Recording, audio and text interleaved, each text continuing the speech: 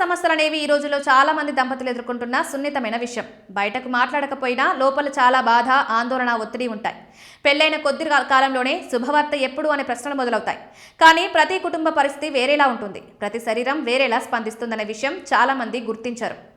సంతాన సమస్యలకు అనేక కారణాలుండొచ్చు. మహిళల్లో హార్మోన్ అసమతుల్యత, పీసీఓడి, థైరాయిడ్ సమస్యలు, ఒత్తిడి, తక్కువ హిమోగ్లోబిన్ వయసు వంటి అంశాలు ప్రభావం చూపుతాయి. పురుషుల్లో కూడా వీర్యకణాల సంఖ్య తగ్గడం, జీవనశైలి లోపాలు, మద్యపానం, పొగ తాగడం, నిద్రలేమి వంటి కారణాలు ఉండొచ్చు. కాబట్టి ఇదొక్క మహిళ సమస్య కాదు, దంపతులు ఇద్దరూ కలిసి పరీక్ష చేయించుకోవాలి. ఇప్పటి జీవనశైలి కూడా పెద్ద పాత్ర పోషిస్తుంది. ఫాస్ట్ ఫుడ్ అలవాట్లు, శారీరక శ్రమ లేకపోవడం, ఎక్కువసేపు స్క్రీన్ ముందు గడపడం, ఒత్తిడి ఇవన్నీ శరీర హార్మోన్లపై ప్రభావం చూపుతాయి. క్రమమైన వ్యాయామం, సమతుల ఆహారం, సరైన నిద్ర, మానసిక ప్రశాంతత చాలా ముఖ్యం. చాలాసార్లు జీవనశైలిలో చిన్న మార్పులు చేసినా మంచి ఫలితాలు కనిపిస్తాయి.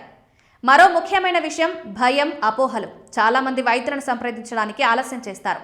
మొదటి ఏడాది లోపల గర్భధారణ జరగకపోతే నిపుణుడిని కలవడం మంచిది. ఆధునిక వైద్యంలో ఐయుఐ, ఐవీఎఫ్ వంటి పద్ధతులు అందుబాటులో ఉన్నాయి. సరైన వైద్య సలహాతో చాలా దంపతులు సంతాన సాఫల్యం పొందుతున్నారు. సమాజం కూడా ఇలాంటి విషయాల్లో సున్నితంగా ఉండాలి. ఒత్తిడి పెంచడం, పోలికలు చూపించడం, విమర్శించడం కాకుండా అండగా నిలవాలి.